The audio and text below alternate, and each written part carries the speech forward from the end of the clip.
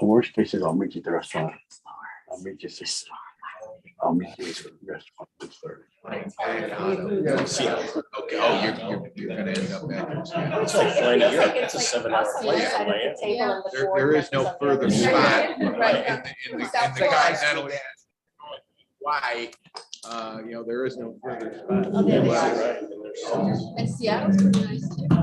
Might be tired of traveling. Yeah. Mel, Is he? Here. hey Mel, can you mute? Mel is having a party. He's earned it. No, Mel was here. All right, it's 1 p.m. So I'm going to call the meeting to order.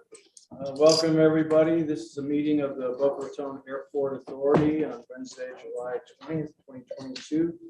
And just a reminder, everybody, this meeting is being broadcast via Zoom. And so just be reminded your comments are being taped. So with that, Christine, can you do the roll call, please? Mr. Now. Here. Mr. Tucker. Here. Mr. Noble. Here, Ms. Budd. Here. Mr. Vogel. Mr. Colvin. And Mr. Powell. Here. Okay, and just for the record, Mel is on the telephone, so we do have a quorum then. That confirms the quorum present. All right, great, thank you. I'd just like to note Janice Rustin is here as our legal counsel, representing the Airport Authority. Amy Petrick may be on the call. Is she on the call as well? Amy? I am. Okay, great. There are two people that we'd like to introduce today, so I'm going to turn over to Clara for introductions. Thank you, before we Mr. start. Chair. First, I'd like to introduce the new general manager at Signature Flight Support. Jonathan, if you could introduce yourself to the board. Jonathan Newman, I'm the general manager at Signature Boca. I transferred over here from our West Palm Beach location. Spent 15 years over there. So far, so good. You guys have a beautiful airport here. We look forward Thank to you. working Welcome. with you. And you have a guest with you as well. This is Isaac, he's the area director. He's my boss. Yes, I oversee the Florida, Georgia, and Hawaii locations. Wow. We may have that. that's a unique ad at the end there. Thank you. Welcome. We look forward to working with you, Jonathan. And next, I'd like to introduce our summer intern, Javier Duran. He's a student at University of Tampa. Say hi to the board. What are you studying? Business management. Excellent. Welcome. He expressed an interest in learning more about the glamorous world of airport management, and so we're here to disabuse some of that. Thank you, Mr. Chair. Great, thank you very much. Our next item on the agenda is approval of the minutes of the June 15th, 2022 meeting. There were just a couple edits to what was originally sent out, some, I guess, some clarifications there to the draft minutes that you do have in front of you highlighted in yellow. So I'm just looking for a motion for approval of the amended version of those So minutes. moved. Second. Okay, I have a motion and a second. Any other questions, comments? Okay, all in favor, say aye. Aye. Any opposed? Okay, unanimously. Aye. Thank you, Mel. Do we have any agenda changes? Yes, sir, there is one. There is an item on the consent agenda, item 5C, that will be removed and deferred to a later meeting. That's the safety management system software contract. Yes, sir. Great. Public request. If any member of the public wishes to provide a comment on any item, the time to do so is now. Please complete a public comment card identifying the item upon which you wish to be heard and provide it to Ms. Landers here to my left. The public comment cards are located in the back of the room. Each member of the public wishing to comment will be provided with 5 minutes to do so. The chair reserves the right to move the public comment opportunity on a specific agenda item to the point in the agenda where that item is to be considered and or to extend the allocated time per speaker. So do we have any comment cards? All right, next item 5 is our consent agenda. As we know, we have 2 items on the consent agenda with the removal of 5C, which we just talked about, the safety management system off the agenda or tabled now. So the two items on the consent agenda are the noise abatement operations summary for June 2022 and the Boca Raton Airport Authority fee schedule, which again is in our schedule. So if there's anyone who wishes to Motion to have a approve. the comment on any of cons- those, motion to approve the consent agenda, okay, second? Second. Second, okay. Any questions or comments on the consent agenda? Hearing none, all in favor of approving the consent agenda items, say aye. Aye. Any opposed? Aye. Federal, state, municipal input, any items there? No, sir. And the financial report, the presentation of June financial report. I'll ask our Secretary Treasurer, Randy Knowles, to introduce this item. Robert Abbott will do the presentation. Yeah, Claire, were you going to bring up the resignation as well? Yes, certainly. Yes, you see that the financial report for this month was prepared by Robert Abbott, who is our accounting and operations coordinator. He has served as a backup to both Ariana and Jada during their respective tenures. Jada has moved on to private sector. She decided she did in fact want to continue in the accounting track to pursue her CPA specifically in forensic accounting, which is wonderful. As you know, that you have to work under a CPA for a certain amount of time in order to be eligible to sit for the CPA certification. And so that is what she's done. So we are very sorry to see her go. She was a great asset, certainly grew a lot as an individual during her tenure here. You know, she started as an intern, then a part-timer, and then became full-time about 18 months ago. So we're very, very proud of her career progression, and we know that she will do well wherever she goes. So with that, Robert is going to present the financial picture for this month, and I think we'll be doing that going forward as well. Yes, for the time being, you know, we'll see if we don't scare Rob away. He's done a great job. He's done this before, as you know. And we also, as I may have mentioned to you during our one-on-ones, we still have access to Carolyn Binder on a consulting agreement. She is the CPA that for the past number of years, several years, 8 years or so, has provided support for us on the accounting side of things as well as internal auditing. Okay, with that, Robert Abbott, thank you. Yeah, thank you. Robert Abbott, Operations Accounting Coordinator. In your package is the financial report through June 30th of 2022. And as you can see, the total operating revenues year to date are approximately 5.2 million. And the total operating expenses year to date are approximately 2.6 million. Net income before the depreciation is approximately 2.5 million. Overall revenues are 15.4% above budget year to date, primarily due to the seasonal nature of a few flowage and customs revenues. Expenses are down approximately 26.4% to budget year to date. And that's primarily due to some project-related expenses that have not yet been received. So on behalf of the airport management and Secretary Treasurer, we respectfully present the June 2022 financial report to the airport authority. Okay, thank you, Robert. I'll look for a motion to approve the June 2022 financial report. So moved. Okay, Bob, thank you. And second? Second. Okay, Randy. Any questions of Yes. Robert? Yes, sure. I have a question to the group, I guess primarily to you, Randy. We just heard that Carolyn Bender has been our internal auditor for 8 years. Done a great job, at least from what I have heard. But isn't generally industry standard more like 5 years for official auditor and certainly internal auditor? Is that something that we should be thinking about?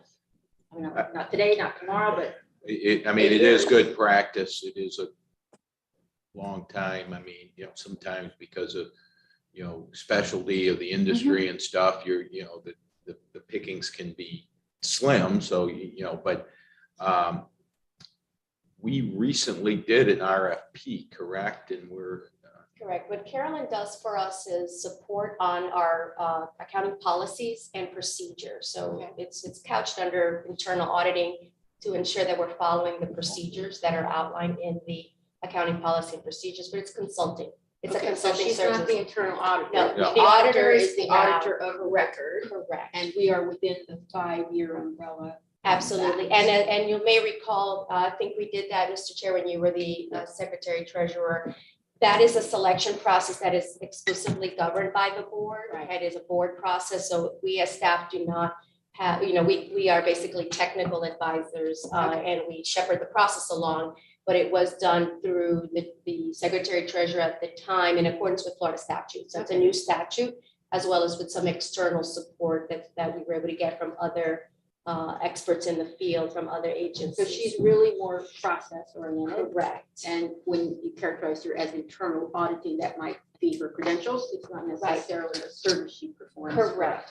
And you may recall, Ms. Buck, that in the 2013 timeframe, there was a finding with the audit with regard to the segregation of duties. That's when Carolyn was brought in to provide that sort of oversight to cure that at the time, to cure that issue, if you may remember. Since then, because of the revised procedures that Carolyn helped us implement, that this board adopted, we have not had a finding at all, but that issue of the segregation of duties, because again, the small size of the staff was addressed by virtue of hiring someone like Carolyn to provide that oversight. Okay, thank you. Good conversation, thank you. Any other comments or questions? Okay, all in favor of approving your report, say aye. Aye. Any opposed? Aye. Thank you. Next item is tenant reports and requests. Premier Aviation of Boca Raton LLC Phase 3 development. So I'll turn this to Clara Bennett. Thank you, Mr. Chair. And my apologies for the very, very long memo. As you can see, I just sort of kept updating it every month so that we would have a kind of a running narrative of some of the ongoing discussions for posterity, so to speak. I don't see anyone from Premier here this afternoon. However, the good news is that, as articulated in the background material, we did reach a settlement, if you will, or conclusion to the ongoing discussions that started earlier in the spring in March with Premier relative to the Phase 3 improvements.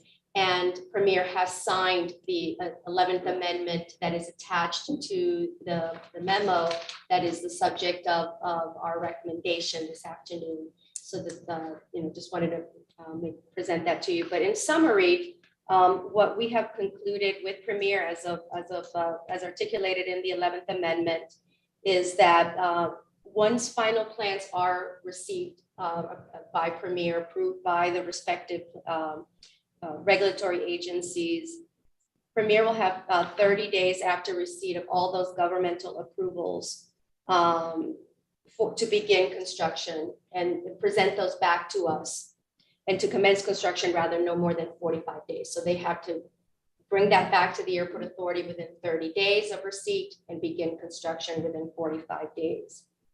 In addition, Premier will begin paying rent totaling $45,000 per year on the Phase 3 improvements, regardless of the status of the construction. As we've had conversations over the last 6 months, I think we all agree that it is unlikely that the building will be finished in August of 2023 when the current lease requires that construction to be completed. So $45,000 will begin in September as due per year. In year 2, it escalates to $57,500 and remains the same in 2025. And thereafter, it begins to escalate by 3% per year, which is consistent with what we've done with other leases with regard to escalation of fixed rents. One of the other areas of concern that the board expressed was, in addition to the 45 days commencement of construction, was the default provision of the lease. So that was addressed, and Amy can speak more to that if you have questions. But you may recall that one of the issues was that there seemed to be this sort of get out of default free card in the lease, or parent get out of jail free card. So that has been addressed in this amendment. And there have been there's some edits to the force majeure language as well to clarify what constitutes a force majeure. And there is some reference to pandemics and those kinds of things that Premier had requested that we agreed with. As I mentioned, the agreement was forwarded to Premier. They did have a change. They wanted to make sure have the rent payment for the phase 3 payable at the same time as the other rents are due. So that's why that last minute change to September 27, 2023 to commence, and that will be the anniversary date rather than September 1. We were okay with that. And the agreement is subject to FAA approval, so that we will, depending on what happens at this board this afternoon, we'll be forwarding a summary, similar summary to the FAA for their review and concurrence. And with that, again, Ms. Petrick is here on the phone. Ms. Russin is here in person. If you have any questions on any of the language that's contained within the amendment, but pending any of those questions, Airport Management and Legal Counsel recommend Airport Authority approval of Resolution 071922, authorizing the 11th Amendment to the Premier Aviation Lease Agreement dated September 27, 2000, subject to FAA approval. Okay, before we get into questions, do I have a motion? First of all, before we go further, do we have a motion to approve the resolution? So moved. Second. Second, Brandon. Okay, now questions, either Claire or Amy, comments? Cheryl? Just to reiterate what I believe I heard, and that is that this amendment, whereas today, has been signed by both parties. No, it would be signed after the board by the chair. And you, in your opinion, and opinion of council, it is fair and equitable to both parties. I believe so, which is why we made the recommendation. Certainly, we were of the opinion that as management and legal counsel, that pegging the rent for the improvements to a fixed rate rather than a percentage of a receivable was beneficial to us going forward. For one, as you know, there have been differences in interpretation of the provision in the lease that deals with the percentage of gross. And so at least for phase 3, this settles that matter. And so we go from percent rent to a fixed rent with a firm fixed escalator so that there is no misinterpretation possible. It is what it is. And so the other concerns that the board had expressed, which we thought were very critical as well with regard to the permit receipts and presentation back to the airport authority, as well as the commencement of construction, so that once permits are in hand, this is a requirement. They have 45 days to begin construction, so they don't further delay the start of construction. I thought that was also very important for us to include in there. There were also other clarifications that are in the amendment that we felt were very important regarding the payment of rent, because again, there are 2 types of rent in addition to other percentages that we receive. But the 2 that were in question were the percentage rent, which we have said we are converting to a fixed rent with escalators. But there's also ground rent for phase 3 that is important because it's revenue that they have promised to pay, but also will be escalating to a fair market value for non-aeronautical in the future when the 3 option periods are exercised or are effective. They have been exercised. So it was very, very important that the language clarify that those appraisals were done for a reason at the request of Premier to exercise their options, and those properties are valued as non-aeronautical property when those option periods kick in. So we felt that the monetary aspect of it is important, obviously, and that is something the FAA will look at and evaluate, but these other non-monetary provisions that Premier has ultimately agreed to, we felt were very, very important as well. Questions? Cheryl? No? Just 2 more that were Sure. kind of batched together, Yep. if you will. So we've already clarified that there's fairness and equity among the 2 parties involved in the amendment and the contract. And you also feel that it is fair and equitable in relation to other tenants. So no other tenants are going to look at this and say, oh my goodness, look at what they have done with tenant A and not with tenant B. Well, we certainly hope not. Again, and that's why the FAA review is going to be part of it as well. We felt that escalator was important. You know, this is a different lease. We treat them similarly, but inherently the facts are going to be different. This is a lease that has not fully come to term yet, has never been extended. There is no new improvement being proposed other than what is required to be proposed. There are no reversions that have taken place yet. So there are different facts with regard to each transaction, but the approach has been the same. It's pegging things to fair market at the appropriate time. It's escalating at the appropriate time and at the appropriate rate as So our well. basic models are the same, our basic philosophy and approach is the same in dealing with all tenants. I think that's so important going forward. And finally, I'm always concerned about the issue of interpretation. Whenever, certainly, I read anything, I'm not a lawyer, but when I read anything that is legalese, I read it 4 times, and then I have to ask somebody what it means, and then I have to go look up something. I always am a little bit, and then when you come to issues like this, as we have in the past months, said, looked at a document, and party A says, I interpret it this way, and party B says, well, I interpret it this way. So now you both sat at the table and said, yes, well, we interpret it the same way. Okay, what is that way? How do you know that you are both saying the same things and that a year from now, 2 years from now, however long down the road, we're looking at some of these issues, the escalation or the whatever, and they go, oh no, I didn't interpret it that way. The whereas is in the wrong spot. It's almost like you want to have a third party look at it and say, yes, here, plain language, here it is. What guarantee do we have that you are both hearing and saying the same things and understanding it in the same way? Well, I would defer to Ms. Petrick to speak to the way the language was crafted, but I think in all of our There's a case case law, in other words, you can look at, if you say A, here's what it means, and here it's demonstrated by. I'll defer actions to and legal issues. counsel to address that important questions, but Amy, are you still there? I am, and I'd be happy to talk about that. So the rules of interpretation for contracts, if you have an interpretive dispute, is the very first thing you look at is the plain language. And if the plain language is readable and ascertainable, then you don't go any further.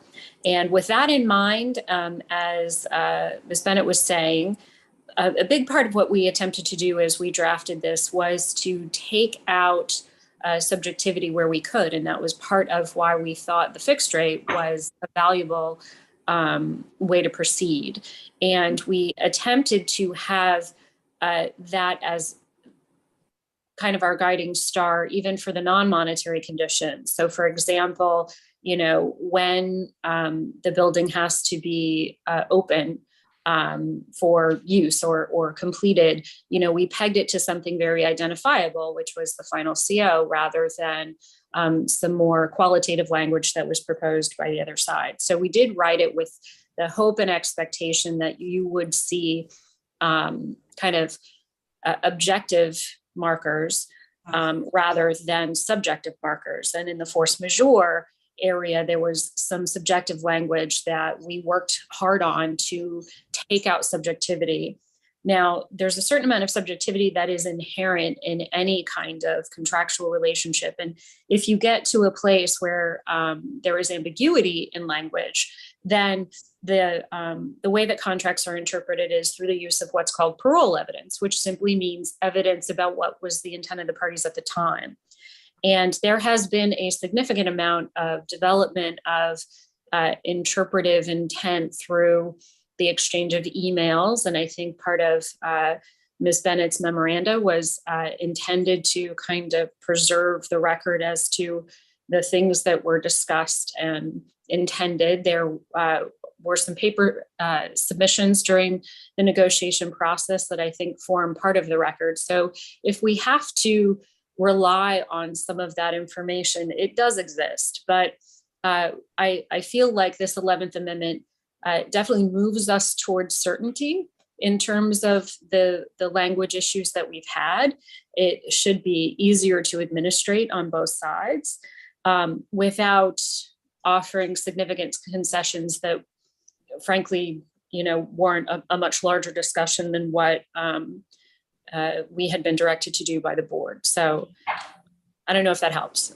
Yes, absolutely. And it was really the preserving the record piece that I wanted to get on record as part of this And of course, you have those, and should we find ourselves in similar discussions a couple of years down the road as to that's not what I heard, that's not what I said, we have this to refer to. Thank you very much.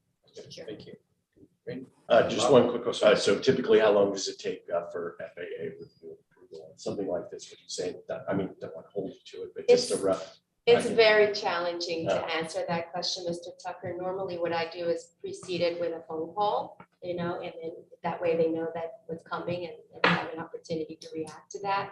Sometimes it's within days, sometimes it can take weeks, but we just can't control that. And I think the other party understands that. But, and I guess the question I have, maybe it's for Amy, is the default language, because I think we've done 5 out of the 11 amendments because we could never get to default. So what actually did we change in that language or clarify? Amy, maybe you already addressed it when you were talking to Cheryl, but that was one that was frustrating, I think, for all of us. Yeah. Sure. And so as y'all, I'm sure, recall, part of the problem with the default language was it said you could cure within 30 days, but if the type of default was not the type of thing that could be cured within 30 days, then basically, if you were pursuing the cure with all due diligence, then you were not going to move to the next phase of the default process, which is being declared in default.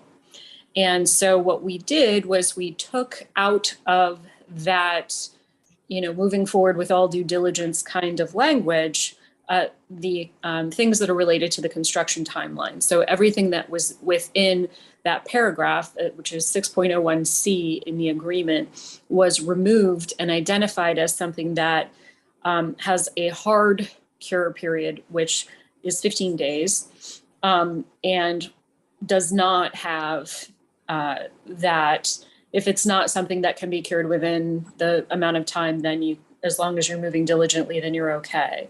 So that was one of the things that we fixed. The other thing that we fixed was because force majeure language is implicated by the default, we cleaned up the reference of force majeure language to be more specific about things like, and this is something that's been happening industry-wide, is, okay, well, what do we think about pandemics and supply shortages and things like that? How does that, how are those things implicated within a force majeure clause? And so, we made very clear that pandemics constitute force majeure when they require the business to close, or there's a shelter in place order, things that, disrupt public activity of that nature, and not just, we're living with COVID. Similarly, with with respect to supply shortages, that's kind of part of our life, moving forward. And so if it is not the kind of delay that could be reasonably anticipated and cured with due diligence, and it completely frustrates the ability to pursue a critical path of construction, then, like the only thing you can use is a particular kind of thing that has been embargoed. That was the example that was offered by the other side when we were discussing supply shortage. Then that would constitute a force majeure, but supply shortages generally do not. So it was that type of cleanup that we attempted to institute here, so that you're not living with a long-standing breach without an end date in mind of when the cure was going to happen. Thank you. Any other questions or comments? Okay. All right, we have a motion on the floor. All in favor, say aye. Aye. Any opposed? Mel? Aye. All right, motion Aye. approved. Thank you, Mel. Mr. Chair, just a comment, if I may, just to commend Clara, council, and Yeah. staff for getting this done. I felt like a couple of the meetings that the board was getting a little bit involved in the negotiations, which is not our role. So I think you did a great job of taking the sentiment and the direction of the board and getting it done and coming back to something that gets us to what we should be doing, which is, overseeing and approving, something that was well negotiated by staff, so. The interest of the airport and our other tenants. Yeah. I agree. Thank you. Okay, next item, number 9 is executive director and staff reports. Do you have any? Not this time. Okay, next is authority board member requests and reports. And I'll just ask around the room, Bob, do you have anything? Nope, okay. Nope. Well, Sure. I'm going to throw out the topic that I tangentially mentioned before of this meeting, and that is, what would the group think about perhaps changing the time of our meeting, the schedule of our meeting, because this seems that it's very convenient. During a lunch hour, so maybe it wouldn't be 1 o'clock, maybe 12 or 12:30. Middle of the day, Clara's agreed to consider, since it's budget time, when we come in, there would be pre-ordered salad, this, that, or the other. So we're kind of accomplishing 2 things at once. Reasonably convenient for you. If you're out of town, you're out of town, but you kind of eat lunch anyway, sometimes. So anyway, I want to float that. I don't know how that would procedurally go forward, but maybe just some discussion on I that. think it would require just consensus of the board, and it's an amendment, the bylaws are written such that you set the meeting time, as we did when you moved it from 6 to 5. Mhm. Mel, any comments on that? So maybe at 12:30. No, maybe? I 12. think that midday for those who work, or midday with other things, midday is fine by me. Yeah, it would be better, I think, right at noon. And Over the lunch hour? yeah, Yeah. and that way. I think I can make it work. Yeah. 12:15 or something like No, that. noon would be great. I mean, just the early so that it would just be hopefully over the lunch hour and not go too much into the afternoon. Mhm. Be the only concern I have. We have 2 members who are not able to participate, so we'd be happy to discuss that with each of them individually. and bring Yeah, that before we back. make a decision, Yeah, I we'll go another month, Yeah. right? Sure. Just because they're both working, I think, and Correct. Yeah, I mean, I defer really yeah. to Bob and Mitch. Yeah. I mean, Yeah. And So, Mr. Holden has other interests as well, Yeah. so we would defer, maybe have the next, I would recommend maybe have the next meeting at the regular time, and so Yeah. everyone's available, and at that meeting, make the final Everybody has a chance to decision. think about it. And But you'll reach out to them prior, Yes, just yes. if they're, Mhm. okay. And also to our guests who are here to And it's- also have their businesses to run, whether maybe it's more convenient, that might be. So then we can kind of pick a time to, I like your idea, maybe 12:30, 12. something like that. And we don't have to have lunch, we can all get lunch afterwards, but you know, it could be something, we don't want it to interrupt the meeting, that's the only thing I care about is. Okay, any public input, if you have any cards, all right? Any other business to come before the board? Anybody else? Okay. Our next meeting is scheduled for August 20th, 2022 at 5 p.m. So we'll keep that as 5 p.m. And I'll look for a motion to adjourn. So move. Motion made and second. All in favor, say aye. Aye. All right. Thank you all. Meeting adjourned. Aye. Thank you, Paul. Thank you, Amy. Thanks, Amy. Thank you. Thank you, Mel. Good. Thank you, guys. Bye. Everybody, you can get the